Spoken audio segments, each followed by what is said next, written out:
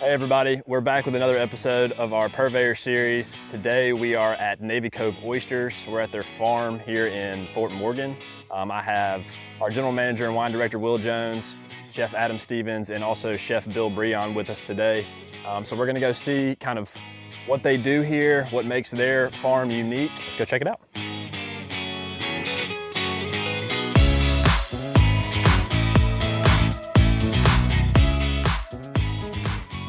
All right, we're here with Chuck Wilson with Navy Cove Oysters. He's going to tell us a little bit about the inception of the company. Yep, love to. Welcome to Navy Cove Oysters. We're a 12-year-old firm. John and I started the business, who you'll hear from in a minute, in 2012. We were sitting on the porch of that house right there, looking at this cove, and John and I both worked at LSU. We had a long relationship in our work, and we were sitting there, looked out here, and I said, John, can we grow oysters out here? So we walked out. Turns out it's mostly waist deep. On the far end of the farm, it might be shoulder deep. Okay. On a really high tide. Perfect bottom, great flow, because we're 3 miles from the mouth of Mobile Bay, which gives us really good water exchange. Salt water comes in, fresh water comes down, and that's what produces all the food that oysters like to eat. Okay. So we began the farm.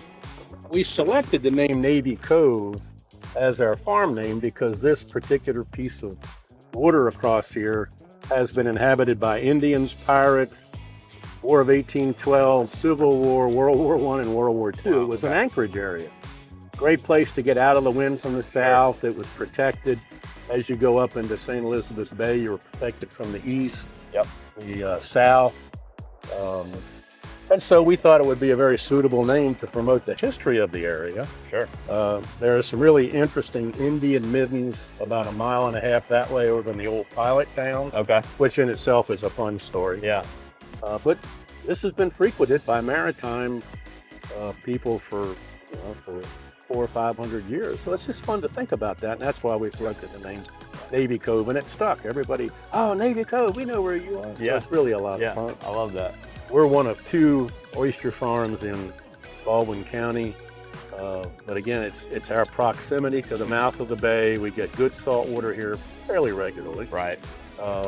That leads us to produce oysters that are desirable for the boutique market.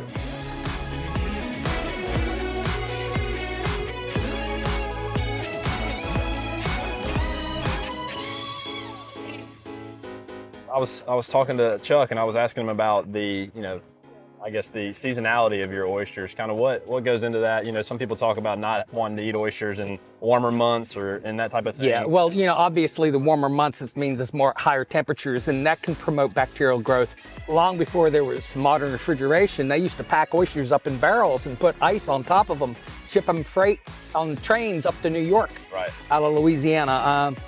But since the advent of modern refrigeration, that's no longer necessary. And the industry will tell you that they're perfectly safe to eat in the summer now. We have very strict time temperature regulations. This bottom, the reason why we chose it is because it's nearly a perfect site for this. We don't even need a boat. Right. Okay. Right. Hard sandy bottom, generally waist deep water, can be very salty because we're so close to the pass. You couldn't grow an oyster reef here. The sand would smother it. So this is a good example of where you can culture oysters in a place where nature wouldn't normally produce oysters. Okay. So, the reason why our oysters grow so rapidly is because, and just about anybody here who's off-bottom cultured, is because off-bottom culture exposes the oysters to more current. An oyster reef on the bottom creates a lot of friction, and when that water tide flows over that reef, it slows down because of the friction. A lot of silt drops out when the water slows down in an estuary. And so oyster reefs are muddy places, and all those conditions can slow growth down on a reef. Okay.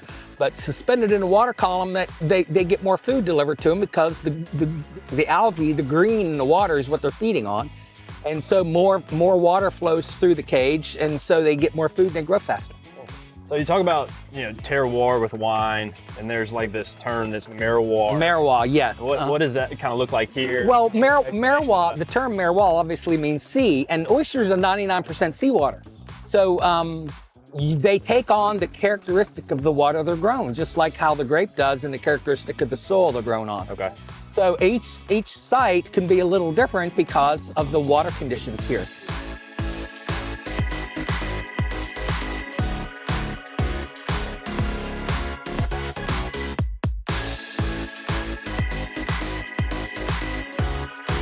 here with Eric Bradley, the farm manager for Navy Cove. So we're going to talk to him about the farming operation here and what they're doing. So this is an oyster sorter. Can you tell me a little bit about it? Yeah, it's an oyster sorter. We're starting out for sizes. We're getting our fastest growers out first and get them out on the farm will be our first selling. Then we got our medium-sized growers and we got our slow growers. So we don't want all our crop to be the same size at the same time.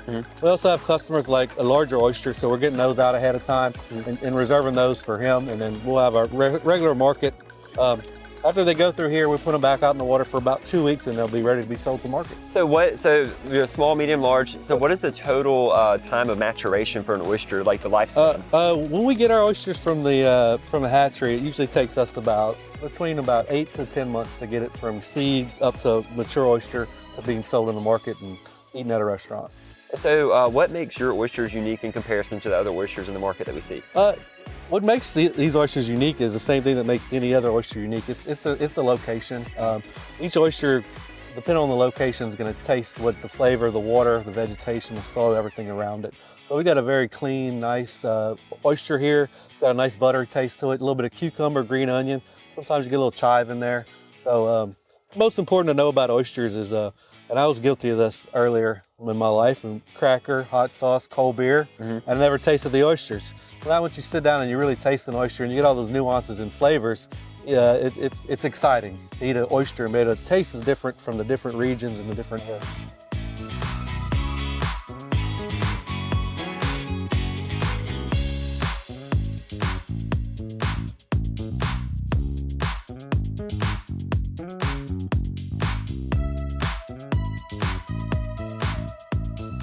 Here it goes.